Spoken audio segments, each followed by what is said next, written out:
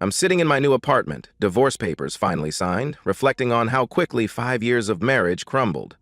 3 months ago, I was a married man with a mortgage and a wife who used to steal my hoodies on Sunday mornings. Now, I'm holding keys to a one-bedroom downtown, wondering how the right poison got introduced to our well. The before times weren't perfect, but they were ours. Claire and I had our rhythm. Coffee at 6:30, her reading emails while I scrambled eggs, fighting for the bathroom mirror before work. Saturday mornings meant farmers' market runs and arguing about whether we needed another succulent. Sunday evenings were meal prep and documentaries that Claire would fall asleep during, her head finding that perfect spot on my shoulder. She used to say she loved our predictable life. "It's like we're our own little ecosystem," she'd tell me, usually while updating the grocery list. Claire thrived on routine, on the quiet intimacy of knowing exactly how the other person took their coffee. She was the one who insisted we needed matching mugs, who bought us a Sunday Times subscription for crosswords together. Then Sarah moved in down the street. I remember Sarah's U-Haul pulling up to the blue house 3 doors down. Claire had been watching from our kitchen window, coffee growing cold. "That's Sarah's truck," she'd said. But I only see Sarah. Sarah had been Claire's college roommate, maid of honor at our wedding, and the kind of person who made every gathering feel like a performance. She'd married Tom right after graduation, a quiet IT guy who seemed perpetually overwhelmed by his wife's energy. When Sarah's marriage imploded, Claire immediately went into rescue mode, bringing casseroles and spending evenings at Sarah's place. Initially, I felt sympathy for Sarah. I even offered to help move furniture. But within weeks, I started noticing changes in Claire that set off quiet alarm bells. It started small. Claire began questioning our weekend routines. "Don't you think we're getting too comfortable?" she'd ask after returning from Sarah's. "Sarah says couples our age should be more spontaneous." Our grocery conversations became criticisms of our boring choices. Our Sunday tradition became just sitting there, consuming media like zombies. The phrases were what got to me first. Claire started using words that didn't sound like her, talking about living authentically and exploring personal growth. She'd come home from girls' nights speaking in carefully constructed sentences about evolving beyond conventional relationship models. I watched my wife transform through someone else's lens, becoming someone I didn't recognize. The Claire I married was thoughtful, made decisions based on how they affected both of us. This new Claire spoke in borrowed language about individual fulfillment and not settling for less than you deserve. At first, I tried to be supportive. When Claire suggested new restaurants, I agreed. When she wanted to redecorate for more dynamic energy, I helped. When she started pottery classes for creative exploration, I encouraged her. I thought this was just a phase, processing Sarah's divorce, questioning her choices the way people do. But the changes kept coming. Claire critiqued everything about our life. Our morning routine became mindless going through motions. Our shared Netflix became evidence we were too merged. Even our inside jokes became targets. "We're like an old married couple," she'd say, not fondly. The breaking point came on a Thursday in March. Claire had been out with Sarah for dinner, but didn't come home until after midnight. When she slipped into our bedroom, I could smell wine and Sarah's sharp floral perfume. "How was dinner?" I asked. Claire sat on the bed's edge, back to me. "We had a really good conversation about marriage," she said carefully. "About how it's supposed to evolve, not stay the same forever." I set down my book. In the lamplight, Claire looked like herself but different, like someone practicing to be someone else. "What do you mean?" "I mean, maybe we've been too focused on security and not enough on growth. Sarah was telling me about this book, about how the strongest marriages are ones where both people continue discovering themselves individually." The words came out rehearsed, like she'd been having this conversation with Sarah for weeks. They sounded foreign from Claire's mouth, like reading someone else's script. "Claire, that sounds like something Sarah would say. What do you think?" She was quiet, processing, trying to find her voice underneath borrowed ideas. "I think maybe we've gotten too comfortable, too predictable. Maybe we should be more open to exploring." That word, exploring, landed like a stone through glass. I felt something fundamental shift, though I didn't understand what was coming. I just knew my wife was speaking in code, using language that meant something specific to her and Sarah, and I was no longer part of that conversation. The poison seed had been planted, and I could feel it taking root. The conversation that ended my marriage happened on a Wednesday evening in April, exactly 3 weeks after the exploring comment. Claire had been building up to it for days. I could feel it in how she moved through our house, the careful attention to timing, starting sentences, then stopping herself. She waited until after dinner, dishes done, settling into evening routine. I was on the couch with my laptop when Claire appeared holding 2 glasses of wine. She never brought wine during weeknight email sessions. "Can we talk?" she asked, setting glasses on the coffee table with careful precision. She sat on the opposite end, angling to face me, and I closed my laptop, because whatever was coming would require full attention. Claire looked beautiful in the soft living room light, wearing the blue sweater I'd bought for Christmas.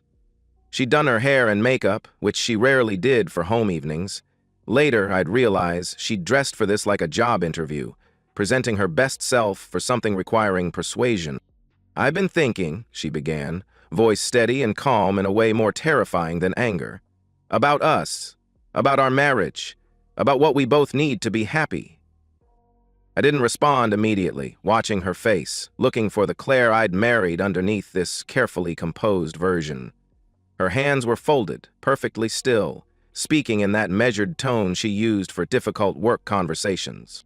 "I love you," she continued, the words hitting like a physical blow because of how they sounded, like opening arguments in a case she was making. "I love you so much, and I love what we've built. But I think we might be limiting ourselves by being so exclusive in our approach to marriage." The word exclusive hung between us like smoke. I felt my chest tighten, breathing become shallow. This was it, the moment I'd been dreading since Sarah moved down the street. "I've been reading about different relationship models," Claire said, reaching for her wine. "And I think we might be happier, more fulfilled, if we were more open to experiencing other connections, other people." She said it so calmly, so reasonably, as if suggesting a new restaurant. But I heard it for what it was, a carefully worded request for permission to cheat with my blessing. I didn't respond immediately. I was experiencing something strange, not the explosion of rage I might have expected, but cold, crystal clear understanding. In that moment, I realized our marriage was already over. Not because of what she was asking, but because she was asking it at all. "This isn't about not loving you," Claire continued, interpreting my silence as consideration rather than horror. "This is about growth, about not limiting ourselves to one person for all our needs. Sarah's been exploring this, and she says it's actually made her understand herself better." There it was, Sarah's name, finally spoken. The architect of this moment, the poison dripping into my wife's ear for months. "So you want an open marriage?" I said quietly. Claire nodded, relief in her face that I'd understood. "I think it could be really healthy for us. A way to explore parts of ourselves we might not have discovered otherwise. It doesn't have to change what we have. It could actually strengthen it." I looked at this woman I'd loved for 7 years, lived with for 5, and realized I was looking at a stranger. The Claire I'd married would never have had this conversation. She understood that asking your spouse for permission to sleep with others was, itself, betrayal. "Have you already found someone?" I asked. Claire's careful composure flickered. "It's not like that. This isn't about a specific person. It's about the principle, about being honest about our needs instead of pretending we don't have them." But I could see the lie in her eyes. This was about someone specific. She'd already been having conversations, making connections, building justifications. She was asking for retroactive permission for something already begun. "I see," I said, setting down my wine. My hands were completely steady, which surprised me. "So you want to stay married to me, live in this house, share our life, but also have freedom to explore other relationships?" "Yes," Claire said hopefully. "Exactly. We could have the security and love of what we've built, but also the excitement and growth from connecting with other people. I nodded slowly, processing not just what she was saying, but what she wasn't. She expected me to negotiate. She expected this to be a discussion where I might express concerns or set boundaries. She expected me to treat this as reasonable from someone who loved me. But sitting there, I experienced something I'd never felt before: complete emotional detachment from someone I'd loved deeply. It was like a switch flipped, and suddenly I could see our entire relationship with perfect clarity. Claire had been cultivating desires and fantasies that excluded me. She'd been building a case for why our marriage wasn't enough, why I wasn't enough. She'd been planning this conversation for weeks, never once considering my response might be anything other than reluctant agreement. "If that's what you want," I said calmly, "you can have it." Alone. Claire's face went white. "What do you mean?" "I mean, if you want to explore other relationships, you're free to do that. But you'll be doing it as a single woman, not as my wife." "David, that's not—" Claire scrambled to her feet, reaching for me. "I'm not asking for divorce. I'm asking for us to evolve together." I stepped back from her reaching hands. "Claire, the moment you decided you wanted to sleep with other people, you ended our marriage. You just wanted me to give permission first." "You're overreacting," she said, panic in her voice. "This is about growth, about not limiting ourselves. Lots of couples do this. Sarah says—" "I don't care what Sarah says," I interrupted. "Sarah's marriage ended. Is that what you want?" Claire's eyes filled with tears. "I want us to be happy. I want us to have everything we need." "What I need," I said quietly, "is a wife who doesn't want to fuck other people. Since that's not you anymore, we're done." The words came out calmly, without anger, and I could see my lack of emotion was more devastating than rage would have been. She'd prepared for me to be upset, to need convincing, to require emotional labor. She hadn't prepared for me to simply opt out entirely. "David, please," she said, tears streaming. "Can we just talk about this? Can we just slow down and think?" But I was already moving toward the stairs, toward our bedroom, toward the overnight bag I would pack before sleeping in the guest room. "There's nothing to think about. You've made your choice. Now I'm making mine." I left Claire standing in our living room, still holding her wine glass. I could hear her crying as I packed, hear her making phone calls, probably to Sarah, probably looking for support in her decision to blow up our marriage. But I felt nothing except strange relief. For the first time in months, I knew exactly what I was doing and why. Claire had shown me who she'd become, and I was choosing not to be married to that person. It was the clearest decision I'd ever made. The power of silence is something most people never understand. They think power comes from shouting, dramatic gestures, forced confrontations. But real power, the kind that changes everything, comes from simply withdrawing your participation in someone else's disrespect. I didn't slam doors or throw things or demand explanations. I didn't give Claire the explosive reaction she might have expected. Instead, I became methodical, strategic. I began carefully removing myself from our shared life with the same precision I'd once used to build it. The morning after our conversation, I woke up in the guest room and started a document on my laptop. I titled it Timeline and began recording everything about the past 3 months. Not for legal purposes, our divorce would be straightforward, but for psychological clarity. I needed to see the pattern, understand how we'd gotten here. March 15th, Claire mentions Sarah's book about evolving marriages. First use of living authentically. March 22nd, Claire criticizes our boring routine, suggests more spontaneity. March 30th. Claire comes home late from Sarah's, talks about exploring possibilities. April 18th, the ask. Writing it down, I could see the campaign Claire had been running, maybe not consciously but systematically. She'd been preparing both of us for this moment, laying groundwork, testing reactions, building her case. The woman I'd married had been replaced by someone who thought our relationship was a project to optimize rather than a bond to honor. I took a personal day and spent it getting affairs in order. I opened a new checking account where Claire wasn't authorized. I transferred half our savings, exactly half, and closed joint credit cards. I found a lawyer specializing in uncontested divorces and made an appointment. By the time Claire came home from work, I had already begun legally separating our lives. She found me in the home office, organizing financial documents. "What are you doing?" she asked. "Preparing for the divorce," I said without looking up. "I'm dividing our assets 50-50. You can have the house if you want.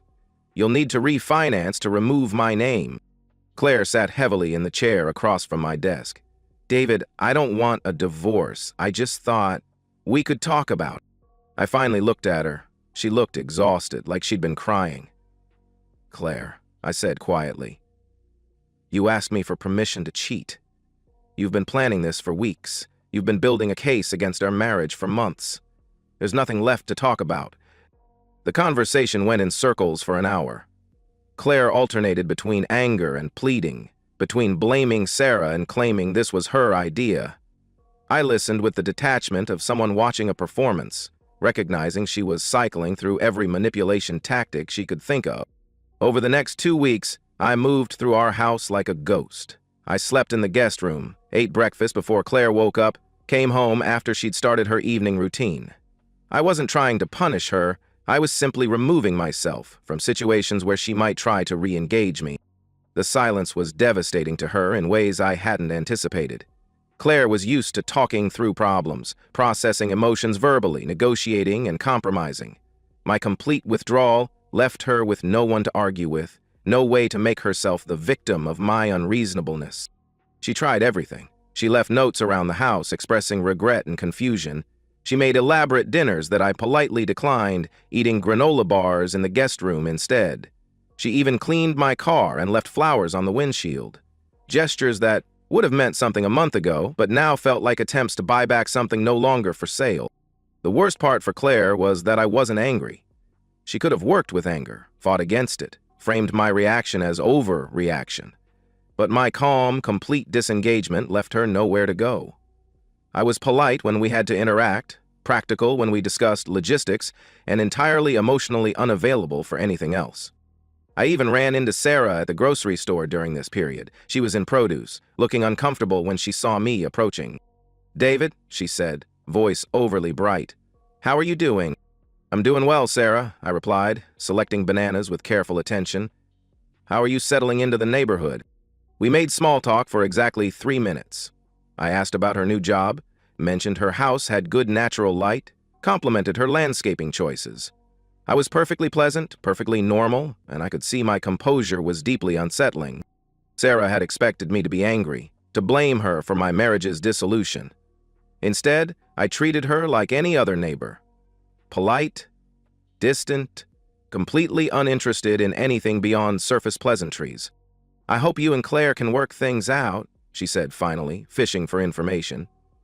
"Claire and I are getting divorced," I replied pleasantly. "But I'm sure she'll be fine. She's been talking about wanting to explore new possibilities." Sarah's face went white. I'd used her own language, the phrases she'd fed Claire, but stripped of romantic idealism. Hearing them reflected back, Sarah seemed to realize for the first time that her influence had destroyed an actual marriage. That 3-minute conversation was its own form of psychological warfare. By refusing to engage with Sarah's guilt or need for absolution, by treating her as inconsequential to my life, I'd made it clear that I saw her for exactly what she was, a person who destroyed stable relationships to validate her own choices. My final night in our house, I packed the last belongings while Claire slept. I moved through our bedroom like a professional burglar, taking only what was mine, leaving no trace of disturbance. I took my books, clothes, my grandfather's watch, and the small wooden box with cufflinks. I didn't take anything we'd bought together, not the coffee mugs, not photographs, not small decorative items that had made our house feel like home. I left all of that for Claire, along with a brief note on the kitchen counter. "Claire, I'll be at the Marriott downtown until my apartment is ready. My lawyer will contact you about divorce proceedings. Please, don't try to contact me directly. David." I stood in our kitchen for a final moment, looking at the space where we'd had morning coffee routines, argued about grocery lists, planned weekend trips, The house felt like a museum of someone else's life, beautiful and meaningful, and completely foreign to who I was now. I drove to the hotel with windows down, Coltrane playing softly, and realized I felt more like myself than I had in months. The weight of pretending our marriage was working, of ignoring signs of deterioration, of trying to be supportive while my wife systematically devalued everything we'd built, all of that was gone. For the first time since Sarah moved down the street, I felt free. The thing about consequences is they're often delayed, giving people just enough time to convince themselves they've escaped entirely. Claire spent the first week after I moved out telling herself this was temporary, that I needed time to cool down, that we'd eventually work through this like mature adults. She called my hotel room twice, left 3 voicemails, and sent flowers to my office. I didn't respond to any of it. My lawyer, Janet Morrison, was a woman in her 50s with silver hair and calm competence from handling hundreds of divorces. She'd seen every variation of marital breakdown and had no patience for drama. Unreconcilable differences, she said, reviewing my case notes. No children, assets split 50-50, no alimony. We can have papers filed by Friday. That fast? I asked. Your wife asked for an open marriage, Janet replied dryly. In my experience, that makes everything irreconcilable pretty quickly. The legal process was straightforward. Because I'd been methodical about separating finances and Claire hadn't contested anything, we could file for uncontested divorce. The whole thing would be finalized in 60 days. But while legal machinery ground forward, emotional reckoning was just beginning for Claire. I learned about it through mutual friends. People who'd known us as a unit and were now trying to understand how we'd become 2 separate individuals. My friend Marcus called me the second week. He and his wife Jenny had been couple friends, the kind we'd had over for dinner parties and weekend barbecues. Jesus, David, Marcus said. Jenny just talked to Claire. She's completely falling apart. I'm sorry to hear that, I replied, and meant it. I didn't take pleasure in Claire's distress, but I also didn't feel responsible for it. She says you won't return her calls, that you're refusing to talk. There's nothing to talk about, I said. We're getting divorced. The lawyers are handling details. Marcus was quiet. Look, man, I don't know what happened, but don't you think you should at least try to work it out? You guys were together for 5 years. I'd been expecting this conversation. Marcus and Jenny had a solid marriage, and they couldn't imagine circumstances where problems couldn't be solved through communication and compromise.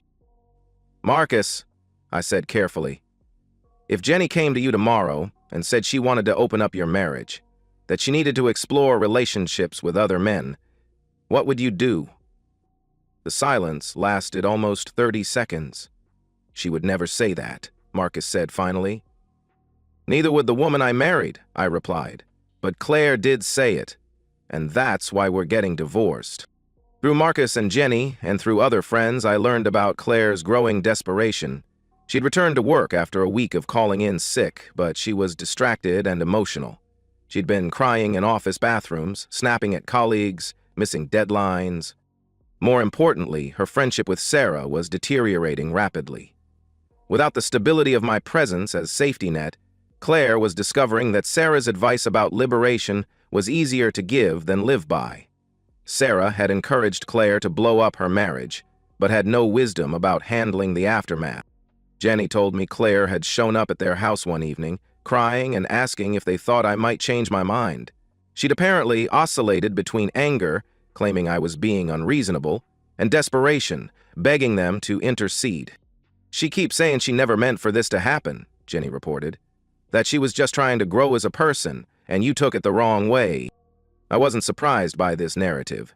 Claire was reframing her actions as misunderstanding rather than betrayal, positioning herself as victim of my inflexibility rather than architect of our marriage's destruction. But the fiction was becoming harder to maintain as weeks passed. I was moving forward with my life. I'd found a good apartment, was settling into new routine, was even considering dating. Meanwhile, Claire was discovering that the independence she'd thought she wanted felt a lot like loneliness. The breaking point came 6 weeks after I'd moved out.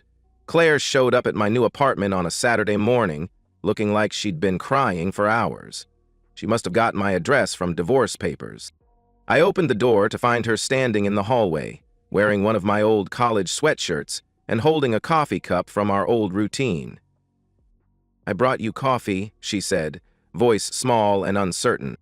I looked at this woman, who'd been my wife, who'd shared my bed and dreams for 5 years. She looked fragile in a way that might have moved me 2 months ago. Now, I felt nothing but mild sadness for the person she'd chosen to become. "Claire, you can't be here," I said gently. "My lawyer told you not to contact me directly." "I know," she said, tears starting. "But I needed to see you. I needed to explain." "There's nothing to explain," I replied.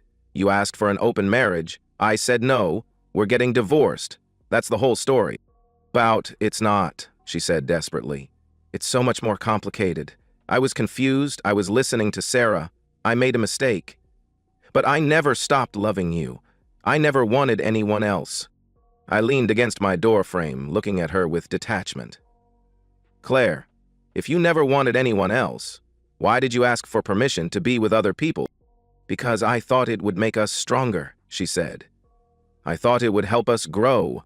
"No," I said quietly. "You asked because you were already thinking about someone else. You were already emotionally involved. You just wanted my permission to make it physical." Claire's face crumpled. "That's not true." "It doesn't matter if it's true," I said. "The fact that you asked means you were already gone. You just wanted me to give you permission to leave." She stood there in my hallway, holding the coffee, crying like someone who'd just realized they'd made an irreversible mistake. And maybe she had. But her regret wasn't about hurting me. It was about consequences to herself. "I can't do this," she whispered. "I can't be alone. I can't handle the divorce and the house and everything by myself." "You should have thought of that before you decided our marriage wasn't enough for you," I said, and gently closed the door. I watched through the peephole as Claire stood there for another 5 minutes, maybe hoping I'd change my mind, maybe just trying to process what had happened. Finally, she set the coffee cup down outside my door and walked away. I never drank the coffee. I let it sit there until the building's cleaning service disposed of it, a final offering from someone who'd finally understood the magnitude of what she'd lost. But understanding and regret aren't the same as genuine remorse. Claire's pain was real, but it was pain of consequences, not pain of recognition. She was sorry she'd lost me, sorry she'd lost our life together, sorry she'd listened to Sarah's advice. But she still didn't seem to understand that asking for an open marriage had been a betrayal of everything we'd built together. That distinction between regret and remorse was why my door stayed closed, and why, for the first time in months, I felt completely at peace with my decision. 10 months later, I'm sitting in my apartment on a Sunday morning, coffee in hand, working on the crossword that Claire and I used to do together. I solve it in 37 minutes, a personal record, and realize I haven't thought about her in nearly a week. The transformation has been gradual but profound. I wake at 7:15 now, drink my coffee black, make decisions based solely on my own desires. I bought a leather chair Claire would have hated. Too masculine, too impractical. I listen to jazz at volumes that would have bothered her. I eat cereal for dinner without apologizing to anyone. The divorce was finalized 4 months ago. Claire kept the house, but had to refinance and take on a roommate. The roommate isn't Sarah. Their friendship imploded 3 months after I moved out. Sarah moved to Portland in August, claiming a fresh start. According to Jenny, Claire had finally confronted Sarah about her role in destroying our marriage. The confrontation was ugly, with Claire accusing Sarah of giving advice she'd never had to live with the consequences of. Sarah responded that Claire had made her own choices and needed to take responsibility. Without Sarah's validation and without our marriage as a safety net, Claire discovered that independence was less liberating than advertised. She'd wanted to explore other relationships, but the men she met were either looking for casual hookups or were put off by someone rebounding from marriage. I know this through mutual friends who seem to think I need updates. They mention almost casually that Claire seems lonely, that she's asked about me. "She's really changed," Jenny told me over lunch. She's not the same person who made that request. She's learned from this. I nodded politely and changed the subject. Jenny meant well, but Claire's growth, if genuine, was no longer my concern. You can't unask certain questions, can't unknow certain truths about someone's character. The most interesting development has been my own social life. People seem drawn to how I handled the situation. With dignity, without drama, without trying to turn anyone against Claire. I've been invited to parties, introduced to single friends, included in activities I'd never been part of as a married man. There's Rebecca, who works at the bookstore near my apartment. We've been having coffee together for the past month. Yesterday, she kissed me goodbye after we'd spent the afternoon walking through botanical gardens. It was a soft kiss, suggesting possibility rather than urgency. I haven't told Rebecca much about my marriage, just that it ended and I'm ready to move forward. She hasn't pressed for details. She's in her early 30s, never married, and seems genuinely content with her life, rather than desperate to change it. I've also started therapy. Not because I'm struggling, but because I wanted to understand why I'd stayed in a marriage that was slowly diminishing me. Dr. Williams helped me see that my tolerance for Claire's growing dissatisfaction had been self-abandonment. You gave up parts of yourself to accommodate her unhappiness, she observed. But accommodation isn't love, it's just enabling. The strangest thing is how rarely I think about Claire now. For the first few months, she was constantly on my mind, not with longing, but with obsessive analysis. But gradually, she's faded from daily consciousness. The final closure came 2 weeks ago at the grocery store. Claire looked up from her cart to find me standing 3 feet away. "David?" she said, voice small and uncertain. "Hi, Claire," I replied, realizing I felt nothing. No anger, no sadness, no lingering connection. "Oh, how are you?" she asked. "I'm doing well. You?" "I'm managing. The house is good. Work is good. I've been thinking about going back to school." We stood there, 2 people who used to share everything and now had nothing to say. "I think about us sometimes," she said finally. "About what happened." "I hope you're happy," I said, and meant it. "I hope you find what you're looking for." Claire's eyes filled with tears. "David, I'm so sorry. I'm so sorry for all of it." Her apology was genuine, I could see that. But it was also irrelevant. Some actions can't be undone with apologies. "I know you are," I said gently. "Take care of yourself, Claire." I walked away then, finished my shopping, and drove home. I didn't think about the encounter again until now.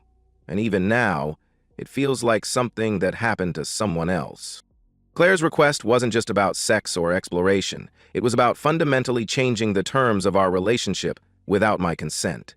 My response, to simply opt out entirely, was the only way to maintain my self-respect and integrity. Sometimes the most powerful response to betrayal isn't anger or confrontation. It's complete withdrawal of your participation in someone else's disrespect. My silence was more devastating than any argument, my absence more powerful than any ultimatum. Claire got exactly what she asked for. She wanted to explore other relationships, to discover parts of herself she couldn't access while married to me. She's free to do all of that now without the burden of my expectations. She just has to do it alone. As for me, I've discovered something more valuable than the marriage I lost: complete self-respect, and the knowledge that I can trust my own judgment, even when it leads me away from everything I thought I wanted. I finished my coffee and set down the completed crossword. Outside, the city is waking up. In a few hours, I'll meet Rebecca for lunch. But for now, I'm content to sit in my leather chair, listening to Miles Davis at exactly the volume I prefer. I'm alone, but I'm not lonely. I'm free, and I'm exactly where I choose to be. The sound of silence, it turns out, is the sound of a man who finally knows his own worth. And that's the end of today's story. If you enjoyed it, please give this video a thumbs up and drop a comment below. Your support helps the algorithm push my content further. If you're new to the channel, don't forget to hit that subscribe button. It really helps me keep creating more stories for you. Thanks for watching, and I'll see you in the next one.